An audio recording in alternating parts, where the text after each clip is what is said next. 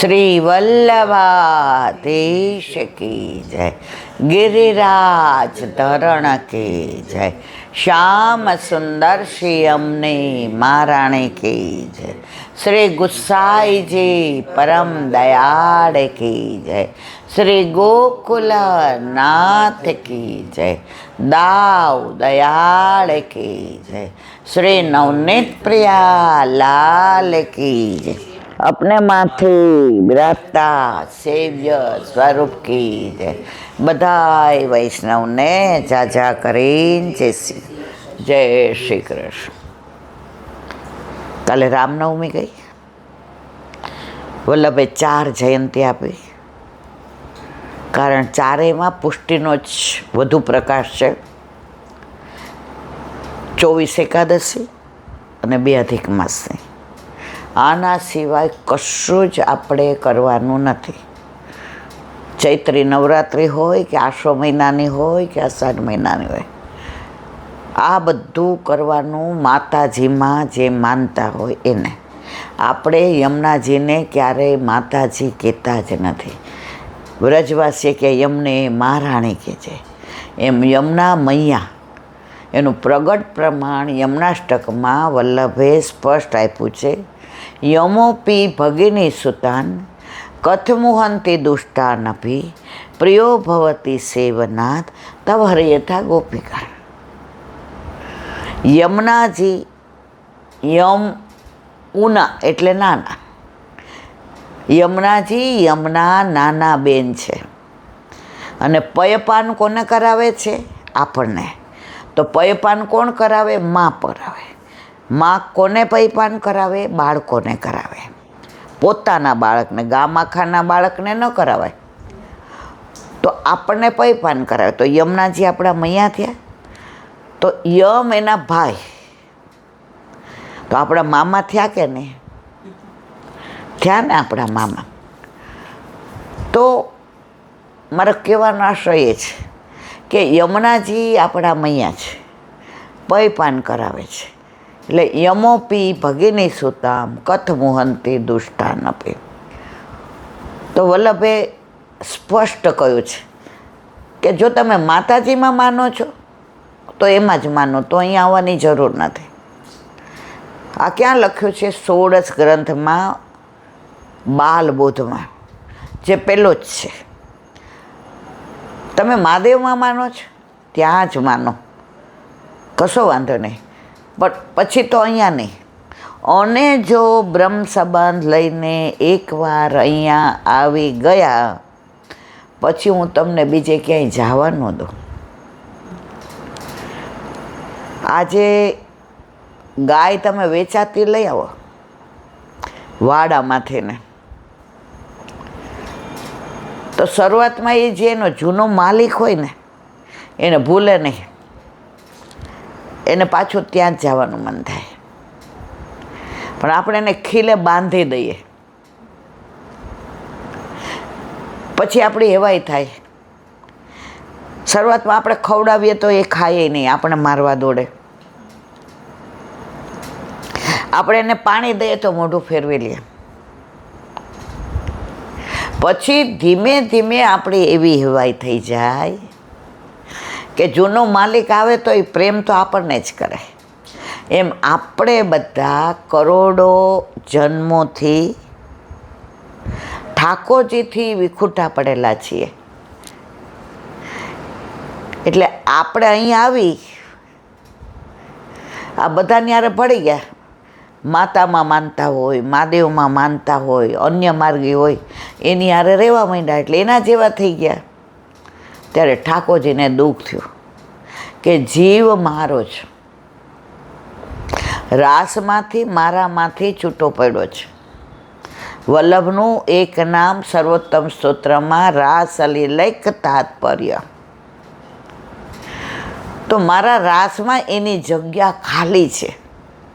એનું પ્રગટ પ્રમાણ ક્યાં આપે છે? કિશોરીબાઈ ગુસાઈજીની પાસે બિરાજતા હતા ત્યારે વૈષ્ણવના સ્વરૂપની વાત નીકળી।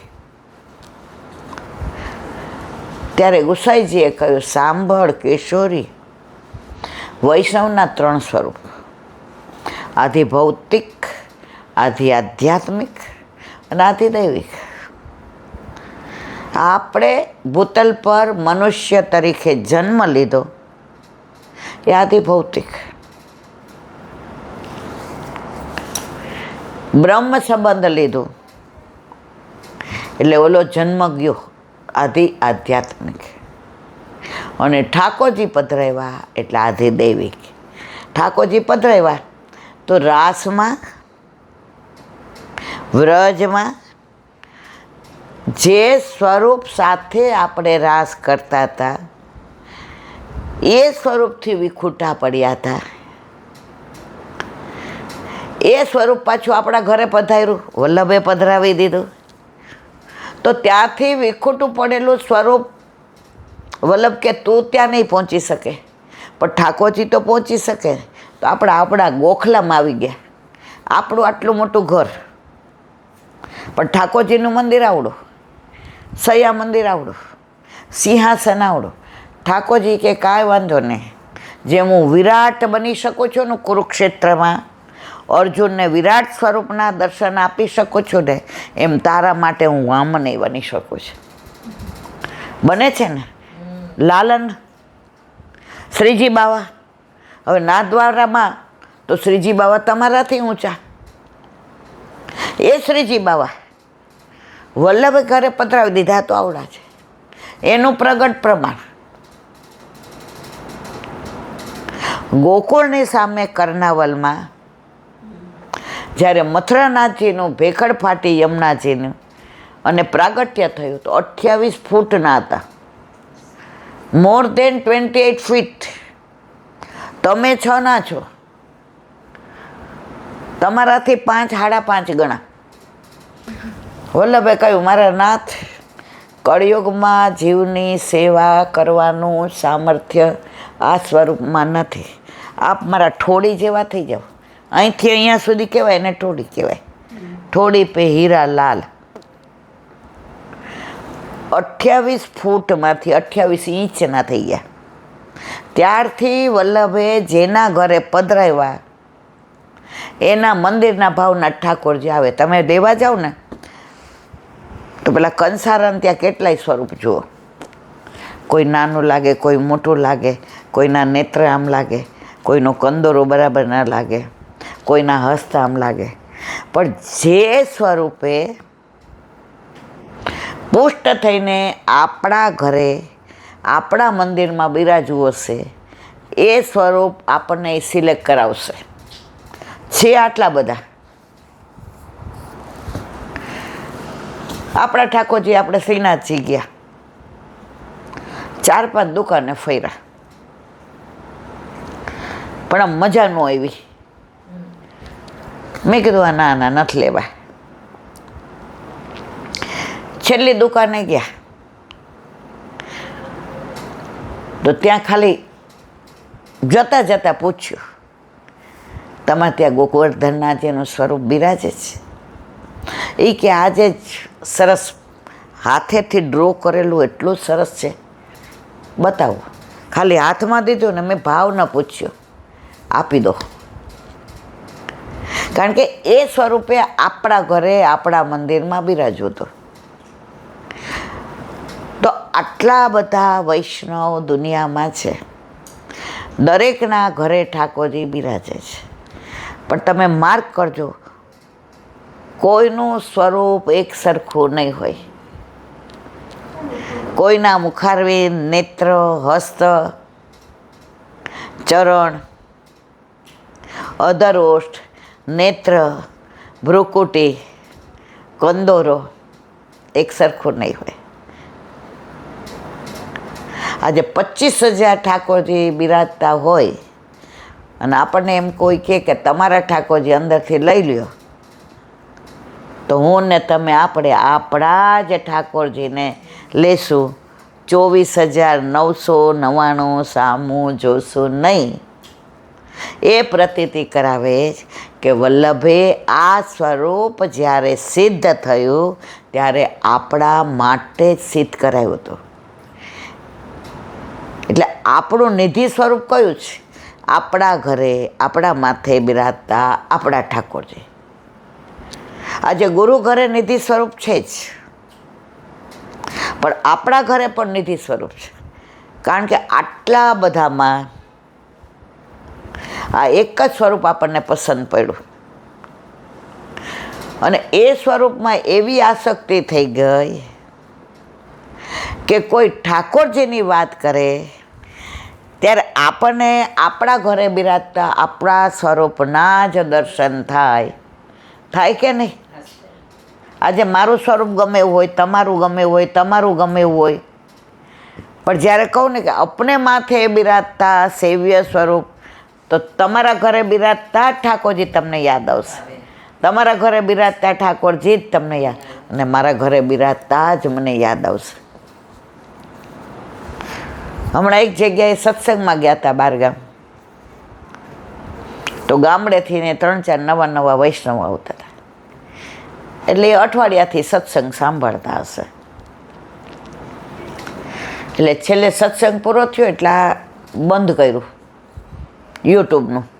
એ કે ઈલાબેન આ પહેલાં તમારું રમકડું બંધ કરી દો. હા, કરી દઉં. વૈષ્ણવો ખરેખર એટલા પ્રેમાળ હોય છે, અને એમાં પાછા સૌરાષ્ટ્રના હતા. સૌરાષ્ટ્રના ભાવને તોલે દુનિયામાં કોઈ વૈષ્ણવ આવે નહીં, એટલો ભાવ.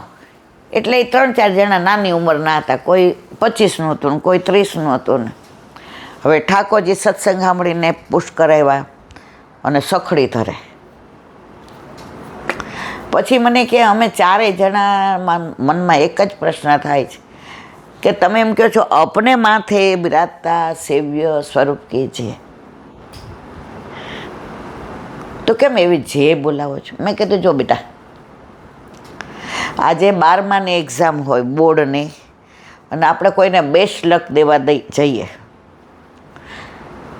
પછી એની મમ્મી એમ કે એ નીચે નહીં આવે, ઉપર વાંચે છે કારણ કે એ ડિસ્ટર્બ, એટલે આપણે કંઈ ના અમારે કામ નથી, આ પેન એને આપી દેજો, અમે બેસ્ટ લક દેવા આવ્યા છે.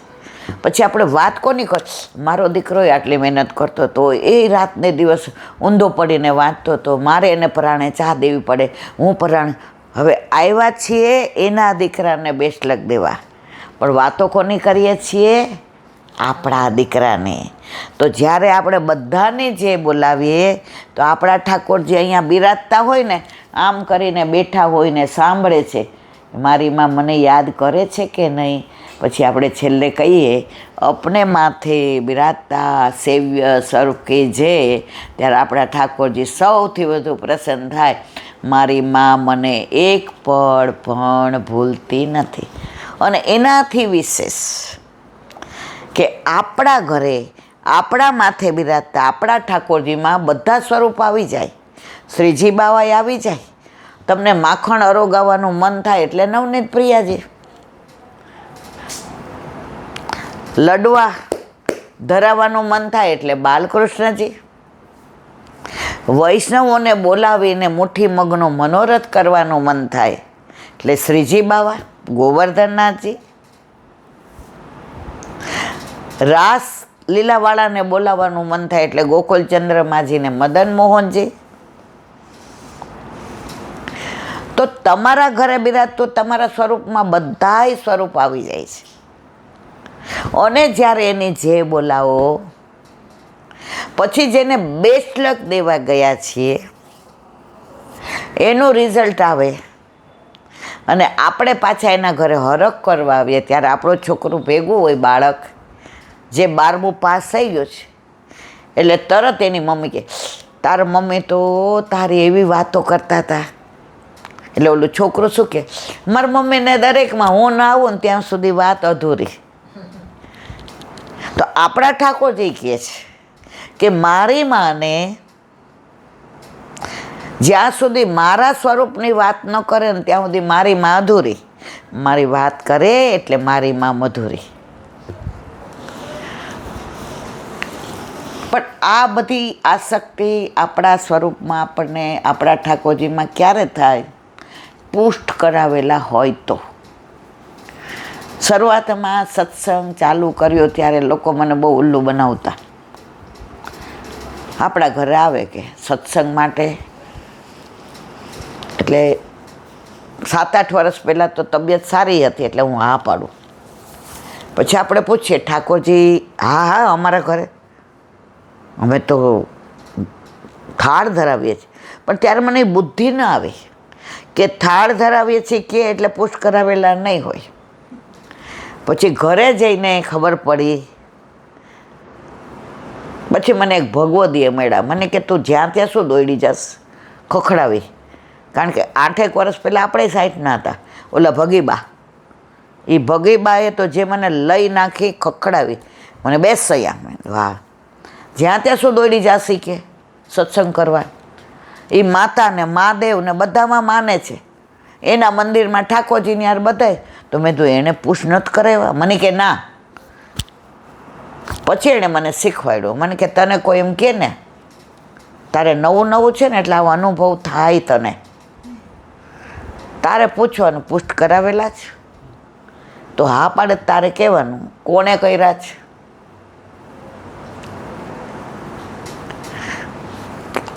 દસેક વર્ષ પહેલાં એક બેન